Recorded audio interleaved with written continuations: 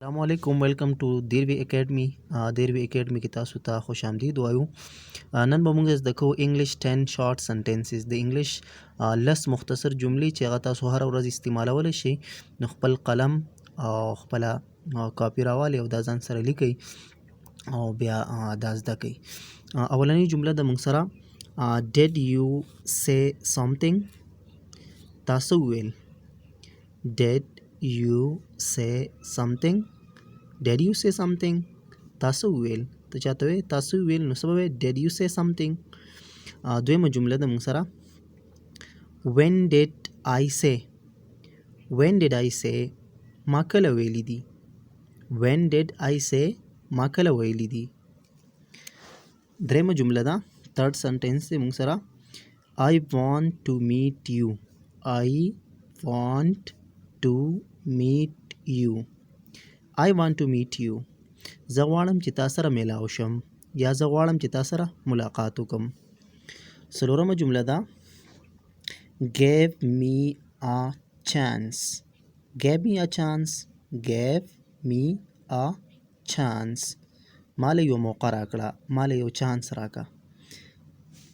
پنځمه جمله ده it's obvious. it's obvious. دا ښکاره خبره ده یا دا واضحه خبره ده. اصل کې آی ام نه ای ام نه خو دا شارټ چې کوم دی مختصر ویل کی آیم. I'm used to it. I'm used to it. I'm used to it. زه دې سره عادت یم. I'm used to it. زه دې سره عادت یم. اوومه جمله ده It's just your imagination. It's just your imagination. It's just your imagination. دا صرف ستا سوچ دی. It's just your imagination. دا صرف ستا سوچ دی. اتمه جمله ده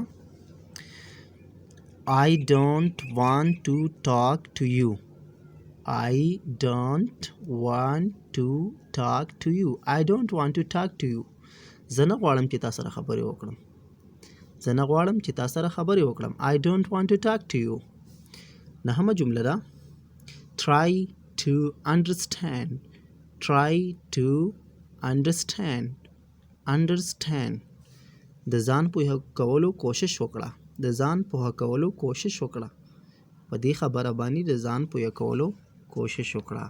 لسمه جمله ده I am glad to see you. I am glad to see you. I am glad to see you. زه ستا په لیدو خوشحاله شوم. زه ستا په لیدو خوشحاله شوم. I am glad to see you. نو دا جملې ځان سره یاد کړئ. انشاءالله را روانه ویډیو کې به موږ داسې نورې جملې چې هغه تاسو ډیلی روزانه په خپل ژوند کې هغه استعمالولی شئ. نو نننی لیکچر زموږ په دې ځای باندې ختم شو. په را روانه ویډیو کې به موږ ملاقات کوو او د داسې ویډیوګانو دپاره زموږ چینل ضرور سبسکرایب کړئ. انشاءالله نور به هم تاسو داسې ویډیوګانو تاسو ته دلته ملاویږي. تھینک یو سو مچ.